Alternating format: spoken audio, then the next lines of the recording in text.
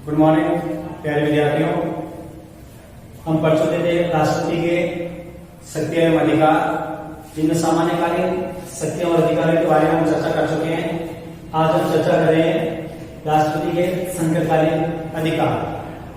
संविधान के माध्यम से राष्ट्रपति को 3 संकटकालीन अधिकार दिए गए हैं। सबसे पहला आपके आता है युद्ध, बाहरी आक्रमण या आंतरिक अशांति, संविधान के अनुच्छेद 352 के अनुसार। दूसरी जो संकटकालीन अधिकार है वो है राज्य में संवैधानिक तंत्र की विफलता होने पर अनुच्छेद 356 के तहत। और तीसरे संकटकालीन अधिकारों में वित्तीय संकट अनुच्छेद 307। आज हम इन्हीं संकटकालीन अधिकारों पर विस्तृत चर्चा करेंगे। तो सबसे पहले आपकी युद्ध, बाहरी आक्रमण या आंतरिक अशांति की स्थिति में से संबंधित संकटकालीन व्यवस्था। ये जो युद्ध, बाहरी आक्रमण या जो आंतरिक अशांति है, अनुच्छेद 352 के तहत व्यवस्था की गई थी कि भी राष्ट्रपति को यह समाधान हो जाए कि युद्ध, बाहरी आक्रमण या आंतरिक अशांति के कारण भारत या उसके किसी भी भाग में शांति या व्यवस्था नष्ट होने का भय हो, तो यथार्थ रूप में इस प्रकार की परिस्थिति उत्पन्न होने पर, इस होने की आशंका पर राष्ट्रपति संकटकालीन व्यवस्था की घोषणा कर सकता है। संसद की स्वीकृति के बिना यह भी घोषणा 2 माह तक लागू रहती है।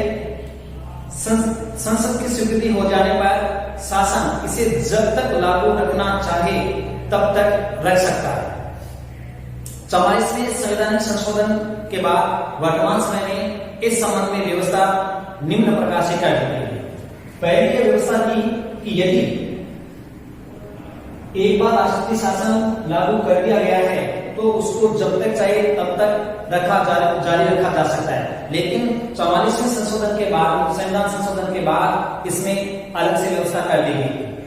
अब क्या व्यवस्था की गई है कि आपातकाल, युद्ध, बाहरी आक्रमण या सशस्त्र विद्रोह अथवा इस प्रकार की आशंका होने पर आपातकाल घोषित किया जा सकेगा। केवल आंतरिक अशांति के नाम पर आपातकाल घोषित नहीं किया जा सकता है। यानी पहले जो शब्द था आंतरिक अशांति, इसकी जगह सशस्त्र विद्रोह कर दिया गया। केवल आंतरिक अशांति के आधार पर राष्ट्रपति आपातकाल की घोषणा नहीं कर सकता है। द्वितीय की राष्ट्रपति के द्वारा अनुच्छेद 352 के अंतर्गत आपातकाल की घोषणा तभी की जा सकेगी जबकि मंत्रिमंडल लिखित रूप में राष्ट्रपति को ऐसा परामर्श दिया जाए। यानी कि 44वें संविधान संशोधन के तहत ये स्पष्ट कर दिया गया कि जब तक मंत्रिमंडल लिखित रूप में राष्ट्रपति को परामर्श न दे तब तक राष्ट्रपति 352 के तहत आपातकाल की घोषणा नहीं कर सकता है। तीसरा, की घोषणा के 1 महीने के अंदर संसद के विशेष बहुमत या पृथक संसद के दोनों सदनों के कुल बहुमत एवं उपस्थित और मतदान में भाग लेने वाले सदस्यों के 2/3 बहुमत से इसकी स्वीकृति होनी आवश्यक है। यानी कि राष्ट्रीय आपातकाल लागू करने के लिए संसद के दोनों सदन यानी लोकसभा और राज्यसभा, इन दोनों में उपस्थित सदस्यों का 2/3 बहुमत के आधार पर दोनों सदनों का पृथक बहुमत होना आवश्यक है। इसके साथ साथ इसे लागू रखने के लिए प्रति 6 माह बाद स्वीकृति लेनी आवश्यक है। यदि इसकी समय सीमा बढ़ानी है तो प्रत्येक 6 महीने बाद इसकी स्वीकृति लेना बहुत ही आवश्यक है। चौथा, इसमें यह परिवर्तन कर दिया गया कि लोकसभा में उपस्थित एवं मतदान में भाग लेने वाले सदस्यों के साधारण बहुमत से आपातकाल की घोषणा समाप्त की जा सकती है। यदि मान लो राज्य में सामान्य स्थिति बहाल हो जाए तो लोकसभा में उस दिन उपस्थित एवं मतदान करने वाले सदस्यों के 2/3 बहुमत के आधार पर आपातकाल को समाप्त किया जा सकता है। ऐसी घोषणाएं 44वें संविधान संशोधन अधिनियम के तहत कर दी गई। दूसरी आपके आती है राज्य में संवैधानिक तंत्र की विफलता, अनुच्छेद 356। अनुच्छेद 356 के अनुसार राष्ट्रपति को राज्यपाल के प्रतिवेदन या अन्य किसी प्रकार से ये समाधान हो जाए कि ऐसी परिस्थितियां पैदा हो गई है जिसके माध्यम से राज्य का शासन संविधान के उपबंधों के अनुसार नहीं चलाया जा रहा है, तो उस राज्य में संकट काल की घोषणा की जा सकती है। अनुच्छेद 356 के माध्यम से केवल राज्यों में संवैधानिक तंत्र की विफलता के आधार पर ही संकट काल की घोषणा की जा सकती है। या तो राज्यपाल राष्ट्रपति महोदय को लिखित में सूचना या परामर्श दे दे, या राष्ट्रपति को ऐसा समाधान हो जाए कि अमुक राज्य में संवैधानिक नियमों के अनुसार राज्य में शासन संचालन नहीं किया जा रहा है, तो उस राज्य में अनुच्छेद 356 के तहत आपातकाल की घोषणा की जा सकती है। इसके साथ साथ संसद की स्वीकृति के बिना यह घोषणा 2 माह से अधिक की अवधि के लिए लागू नहीं की जा सकती। यानी कि किसी राज्य में एक बार राष्ट्रपति शासन लगाने के उपरांत संसद की स्वीकृति के बिना 2 माह के बाद ये स्वतः ही समाप्त हो जाती है।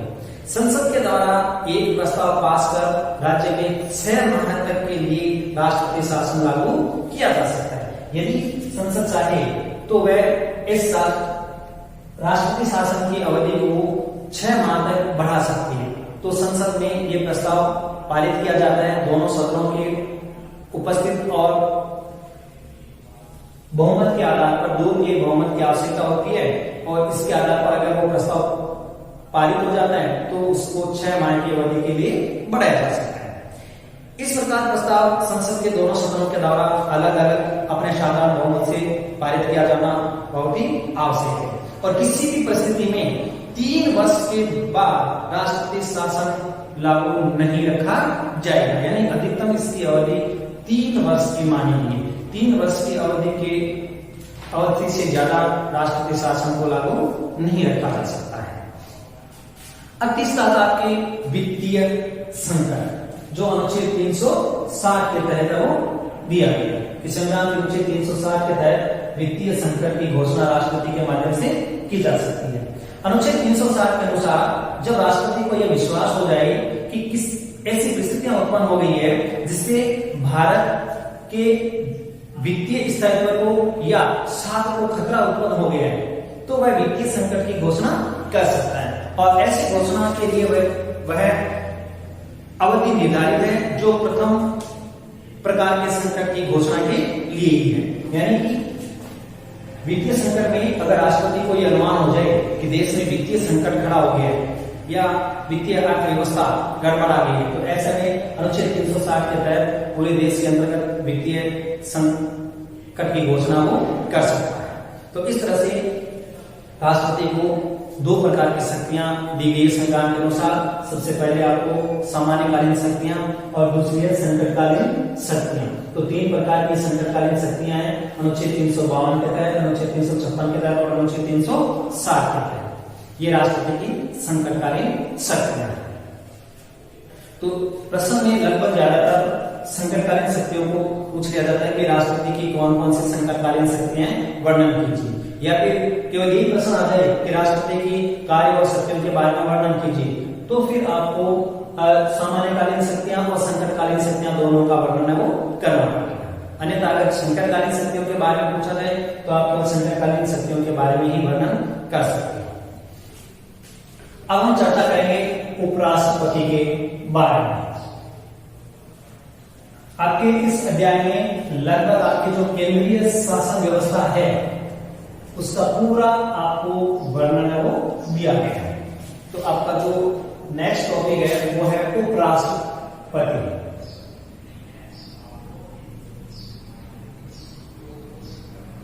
उपराष्ट्रपति, तो देखो उपराष्ट्रपति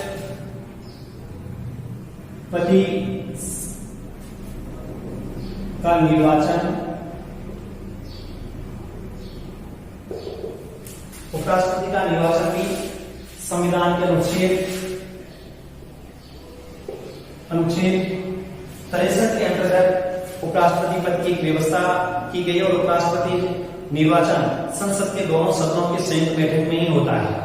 और यह निर्वाचन आनुपातिक प्रतिनिधित्व प्रणाली की एकल संक्रमणीय मत पद्धति द्वारा गुप्त मतदान से होता है। यानी कि उपराष्ट्रपति का चुनाव एकल संक्रमणीय एकल संक्रमणीय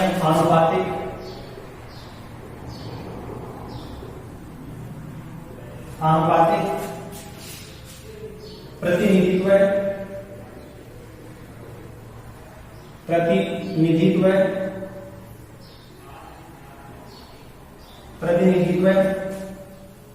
प्रणाली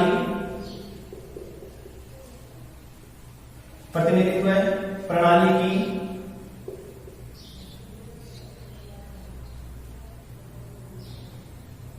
प्रतिनिधित्व प्रणाली के माध्यम से गुप्त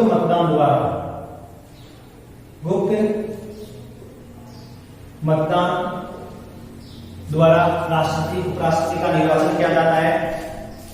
अच्छा, इनकी योग्यताएं हैं।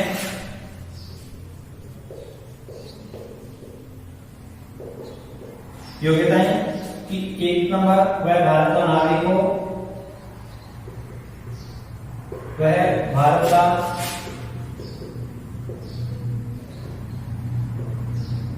हो, नंबर 2, आयु 35 वर्ष पूरी कर चुका हो, 35 वर्ष पूरी कर चुका हो। इसके साथ साथ वो सारी योग्यताएं जो संविधान के द्वारा राज्यसभा सदस्य के लिए निश्चित की गई है, यानी राज्यसभा का सदस्य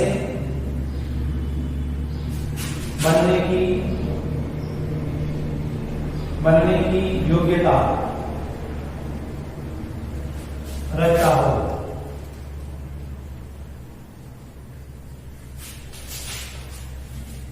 देखो, उपराष्ट्रपति का निर्वाचन संविधान के अनुच्छेद 63 के अंतर्गत यह व्यवस्था की गई है कि भारत का एक उपराष्ट्रपति होगा। उपराष्ट्रपति का निर्वाचन एकल संक्रमणीय आनुपातिक प्रतिनिधित्व प्रणाली के द्वारा गुप्त मतदान विधि से इनका चुनाव किया जाता है। उपराष्ट्रपति बनने के लिए व्यक्ति को किन किन योग्यताओं से होकर गुजरना पड़ता है, कौन कौन सी योग्यताएं को रखनी पड़ती है, वो योग्यताएं एक तो वह भारत का नागरिक होना चाहिए, जन्मजात भारत का नागरिक। दूसरी की उनकी आयु 35 वर्ष, यानी कि उस व्यक्ति की आयु 35 वर्ष या इससे अधिक हो चुकी हो। तीसरी कि राज्यसभा का सदस्य बनने की योग्यता रखता हो, तो ऐसा कोई भी व्यक्ति उपराष्ट्रपति के पद पर निर्वाचित किया जा सकता है, यानी कि राज्यसभा का सदस्य वो होना चाहिए। उपराष्ट्रपति के पद पर चुने जाने के उपरांत कि उनको किस तरह से उनके पद से हटाया जा सकता है, यानी उपराष्ट्रपति बनने के बाद अगर कोई व्यक्ति चुना जाता है तो उसको किस प्रकार उसके पद से हम हटा सकते हैं। तो उनकी है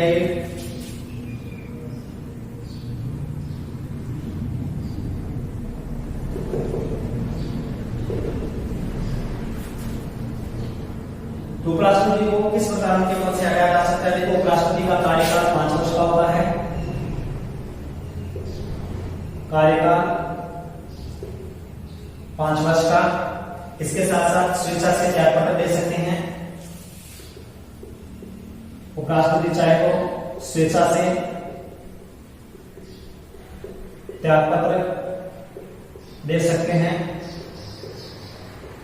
उपराष्ट्रपति राष्ट्रपति को अपना त्यागपत्र दे सकते हैं।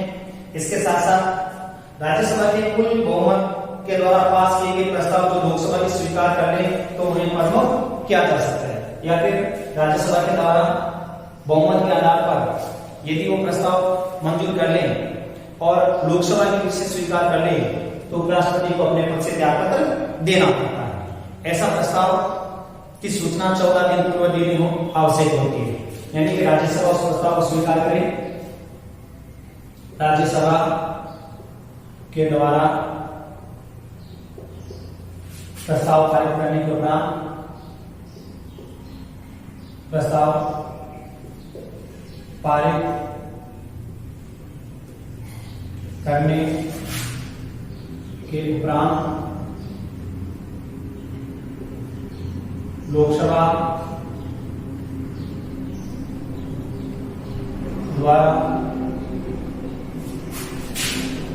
पारित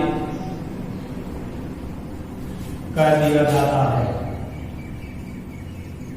कर दिया जाता है तथा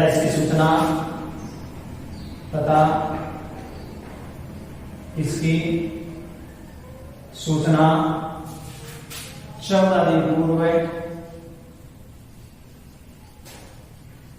उपराष्ट्रपति को देनी होती है।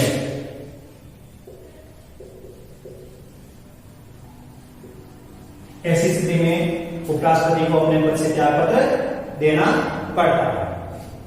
तो ये उपराष्ट्रपति को उसके पद से हटाने का कारण कि कार्यकाल 5 वर्ष का होता है। स्वेच्छा से किसी को अपना त्याग पत्र दे सकते हैं या फिर राज्यसभा के द्वारा प्रस्ताव को पारित करने के उपरांत लोकसभा के द्वारा भी प्रस्ताव को पारित कर दिया जाता है, लेकिन इसकी सूचना 14 दिन पूर्व उपराष्ट्रपति को देनी होती है। ऐसी स्थिति में उपराष्ट्रपति अपना त्याग पत्र वो दे सकता है। अब आप क्या देखो, उपराष्ट्रपति बनने के बाद इनके पास क्या क्या शक्तियां और अधिकार होते हैं। उपराष्ट्रपति बनने के बाद इनकी कार्य और शक्तियां, उपराष्ट्रपति के कार्य एवं शक्तियां।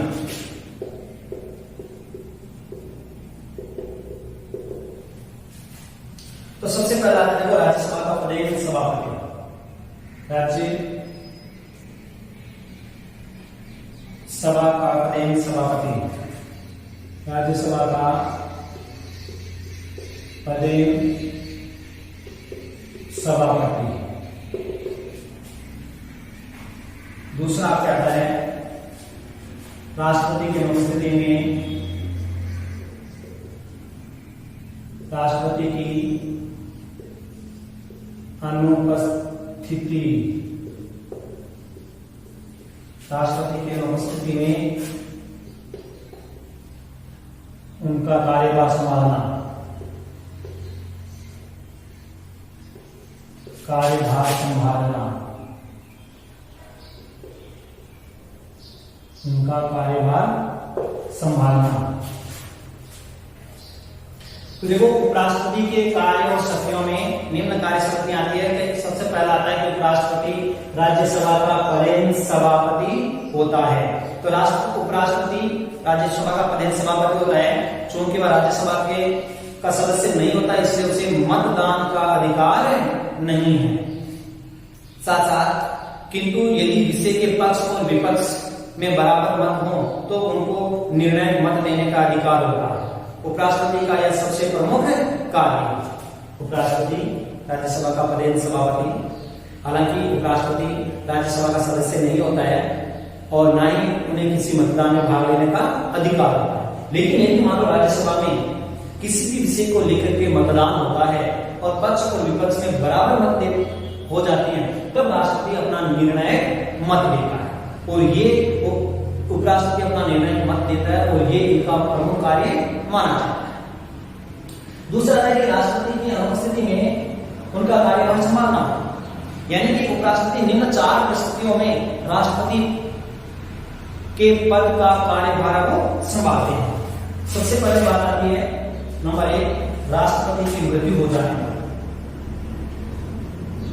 राष्ट्रपति की मृत्यु हो जाने पर दूसरी आपके राष्ट्रपति के त्याग पत्र देने पर, राष्ट्रपति के त्याग पत्र देने पर, तीसरी आपके महाभियोग के कारण राष्ट्रपति की पदमुक्त होने पर, महाभियोग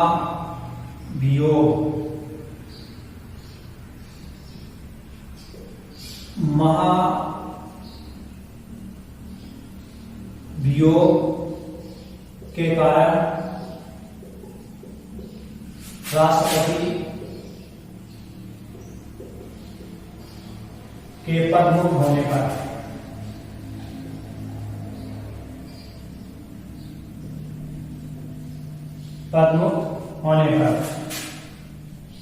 और चौथा है कि अन्य किसी कारण से उत्पन्न अन्य किसी कारण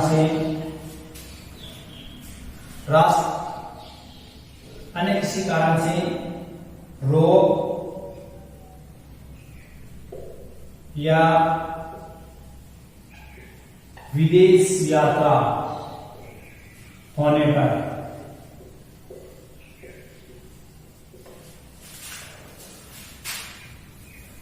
उपराष्ट्रपति किन किन परिस्थितियों में राष्ट्रपति का पदभार संभालते हैं, इसमें 4 स्थितियां दी गई है कि सबसे पहली बात आती है कि यदि मान लो राष्ट्रपति की मृत्यु हो जाए और राष्ट्रपति का पद खाली होने के उपरांत उपराष्ट्रपति राष्ट्रपति का कार्यभार को संभालेंगे। दूसरा है कि राष्ट्रपति के त्यागपत्र देने पर, यानी कि किसी कारणवश यदि राष्ट्रपति स्वेच्छा से अपना त्यागपत्र दे दे और राष्ट्रपति पद खाली हो जाए तो उपराष्ट्रपति राष्ट्रपति का पदभार को संभालेंगे। तीसरी स्थिति आती है कि महाभियोग के कारण राष्ट्रपति के पदमुक्त होने पर यदि संसद के द्वारा महाभियोग राष्ट्रपति पर कराचार का महाभियोग लगा दिया जाता है तो राष्ट्रपति का पद खाली माना जाता है। ऐसी स्थिति में उपराष्ट्रपति ही राष्ट्रपति के पद का कार्यभार को संभालते हैं। नेक्स्ट अन्य किसी कारण से रोग या विदेश यात्रा होने पर यदि मान लो कोई अन्य कारण हो गया, राष्ट्रपति अपना पद ग्रहण करने में असमर्थता है या रोगग्रस्त है या विदेश यात्रा पर गए हो तो उपराष्ट्रपति राष्ट्रपति का पदभार संभालते हैं, उनका कार्य वो करते हैं। ऐसी स्थिति में राष्ट्रपति के ये कार्य हो सकते हैं जो एक तो राज्यसभा का प्रदेश सभापति होने के नाते वो अपना कार्य करते हैं और दूसरा है कि जब राष्ट्रपति का पद रिक्त हो तो वह उपराष्ट्रपति ही राष्ट्रपति के पद भार को संभालते हैं और वह कार्य को करते हैं। तो ये आपके उपराष्ट्रपति की शक्तियां कार्य। अब नेक्स्ट बात करते हैं प्रधानमंत्री, जो मैंने आपको बताया था कि वे वास्तविक जो कार्यपालिका है संघ की कार्यपालिका शक्ति जो संविधान के माध्यम से राष्ट्रपति के पास में होती है, वह अपने अधीनस्थ पदाधिकारियों से जो कार्य करवाता है उनमें आपके आता है प्रधानमंत्री और उनका मंत्रिमंडल। प्रधानमंत्री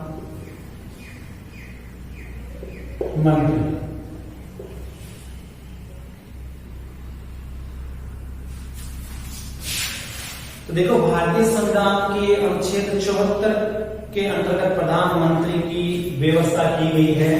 आप पढ़ोगे कि संविधान के अनुच्छेद 74 ये व्यवस्था करता है कि भारतीय राज्य व्यवस्था में एक प्रधानमंत्री होगा। तो प्रधानमंत्री की जो नियुक्ति है वो कैसे की जाती है? नियुक्ति, प्रधानमंत्री की नियुक्ति संविधान में उपपद देता है कि प्रधानमंत्री की नियुक्ति कौन करेगा? राष्ट्रपति करता है। कौन करता है भाई? राष्ट्रपति। यानी प्रधानमंत्री की नियुक्ति राष्ट्रपति करता है। और संस्थात्मक शासन प्रणाली के मूलभूत सिद्धांत के अनुसार राष्ट्रपति लोकसभा में बहुमत दल के नेता को ही प्रधानमंत्री के रूप में नियुक्ति देगा। राष्ट्रपति लोकसभा में बहुमत दल के नेता को प्रधानमंत्री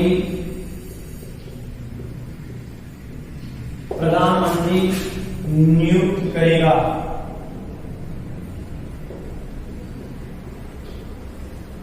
ऐसी व्यवस्था की गई।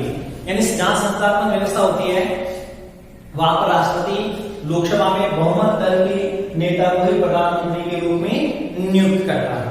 इसके साथ साथ फिर भी कुछ ऐसी परिस्थितियां हो सकती है जिनमें राष्ट्रपति प्रधानमंत्री की नियुक्ति के संबंध में विवेक का प्रयोग भी करता है। लेकिन कई बार लोकसभा में ऐसी परिस्थितियां पैदा हो जाती है कि राष्ट्रपति को अपने स्वविवेक के आधार पर प्रधानमंत्री की नियुक्ति करनी पड़ती है। अब हम बात करते हैं प्रधानमंत्री की शक्तियां और कार्य।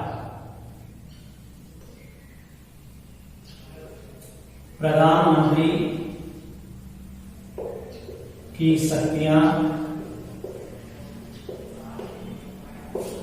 या कार्य। देखो, सबसे पहले बात आती है प्रधानमंत्री की शक्तियों और कार्यों में मंत्री परिषद का निर्माण करना। मंत्री परिषद का निर्माण, मंत्री परिषद का निर्माण कि देखो, अपना पद ग्रहण करने के बाद प्रधानमंत्री का सर्वप्रथम कार्य होता है मंत्री परिषद का निर्माण करना। और प्रधानमंत्री ही निर्णय करता है कि वैधानिक सीमा के अंतर्गत रहते हुए मंत्री परिषद में कितने मंत्री होंगे और कौन कौन मंत्री होंगे। यानी कि जब लोकसभा के चुनाव हो जाते हैं और लोकसभा के चुनाव के बाद में जो राजनीतिक दल बहुमत लेकर लोकसभा में पहुंचता है, उसी के ही नेता को राष्ट्रपति प्रधानमंत्री के रूप में नियुक्ति देता है। जब प्रधानमंत्री की नियुक्ति हो जाती है तो ये प्रधानमंत्री का व्यवहारिक कार्य हो जाता है कि वह अपने मंत्रिमंडल का विस्तार करें। तो उसमें कौन कौन मंत्री होंगे, किस किस प्रकार के मंत्री होंगे, यह सब व्यवहारिक तौर पर प्रधानमंत्री पर ही निर्भर करता है। तो प्रधानमंत्री का सबसे प्रमुख कार्य है मंत्री परिषद का निर्माण करना। दूसरा, मंत्रियों के विभागों का बंटवारा। मंत्रियों के विभागों का बंटवारा।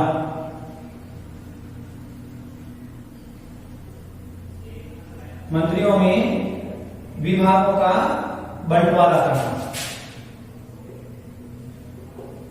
बंटवारा करना, मंत्रियों में विभागों का बंटवारा करना। इसमें कहते हैं मंत्रियों के विभागों का बंटवारा करते समय भी प्रधानमंत्री स्वविवेक से ही निर्णय लेता है और प्रधानमंत्री द्वारा दिए गए अंतिम विभाग वितरण पर साधारणता कोई आपत्ति भी नहीं करता है। यानी प्रधानमंत्री अपने स्वविवेक से ये देखता है कि किस उम्मीदवार को, किस सदस्य को कौन सा विभाग वो देना है। और अंतिम रूप से प्रधानमंत्री ने जो विभाग जिस मंत्री को बंटवारे रूप में दे दिया है, उसमें किसी भी प्रकार की कोई आपत्ति भी नहीं की जाती है। तो प्रधानमंत्री का दूसरा कार्य है कि मंत्रियों में विभागों का बंटवारा कर देते हैं और उसमें कोई भी मंत्री किसी भी प्रकार की कोई आपत्ति वो नहीं करते। इसके बाद जो तीसरा कार्य है वो है मंत्री परिषद का कार्य संचालन करना। मंत्री परिषद का कार्य संचालन करना, इससे प्रधानमंत्री मंत्रिमंडल की समय पर बैठकें करते हैं। तो आपके तीसरा कार्य मंत्री परिषद का संचालन। मंत्री परिषद का संचालन।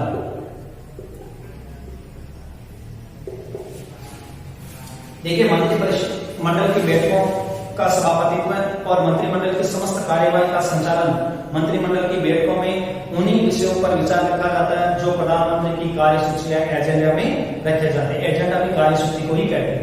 यानी जब भी मंत्रिमंडल की बैठक होती है, प्रधानमंत्री पहले से ही अपने कार्यसूची या एजेंडे का निर्माण करते हैं और उन्हीं एजेंडे या कार्यसूची पर बिल्कुल कार्य को किया जाता है जब भी मंत्रिमंडल की बैठक होती है। चौथा, आपके शासन के विभिन्न विभागों में समन्वय। शासन के विभिन्न विभागों में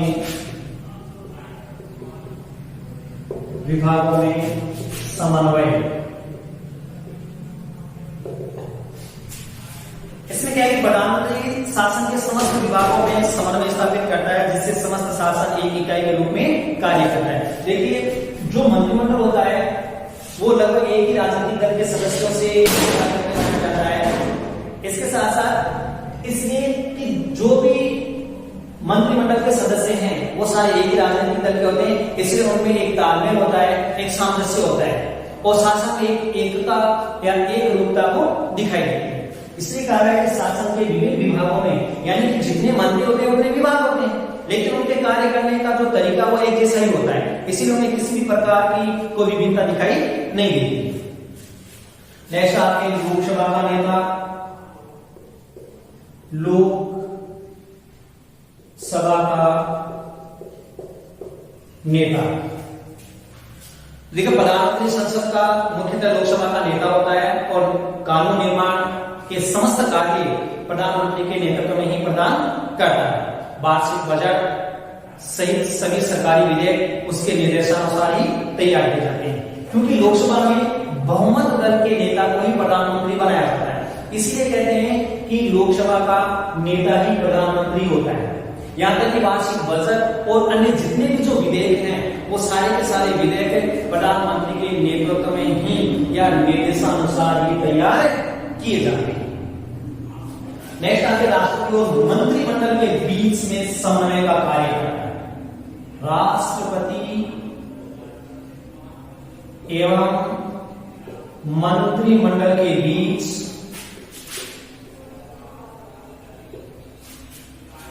समन्वय स्थापित करना।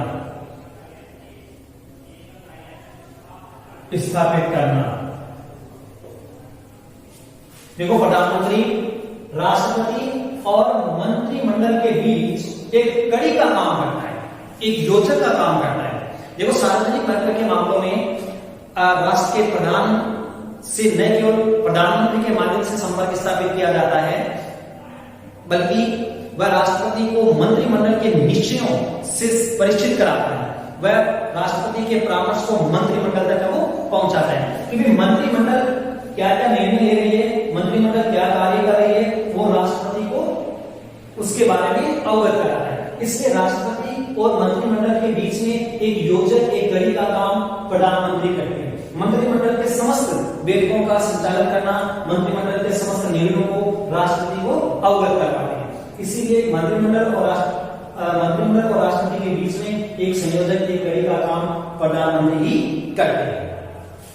नेक्स्ट, विभिन्न पद प्रदान करना। विभिन्न पद प्रदान करना। विभिन्न पद प्रदान करना। संविधान के द्वारा राष्ट्रपति को जिन उच्चाधिकारियों की नियुक्ति का अधिकार दिया गया है, व्यवहार में उनकी नियुक्ति प्रधानमंत्री के परामर्श के आधार पर ही की जाती है। तो मैंने आपको बताया था कि केंद्र सरकार की प्रशासनिक जो शक्तियां थी राष्ट्रपति की सामान्य कानूनी शक्तियों में, उनमें जितनी भी जो नियुक्तियां की जाती है राष्ट्रपति के नाम से, उन सभी नियुक्तियों में प्रधानमंत्री के परामर्श को सबसे अधिक वो स्थान दिया जाता है कि प्रधानमंत्री के परामर्श के आधार पर ही राष्ट्रपति उन सभी नियुक्तियों को स्थान देते हैं। तो इस तरह से लगभग 7 प्रधानमंत्री की कार्य और शक्तियां हैं, जो अभी मैं आप एक एक करके समस्त जिनकी चर्चाएं की है कि प्रधानमंत्री को बनने के बाद प्रधानमंत्री क्या क्या कार्य वो करते हैं।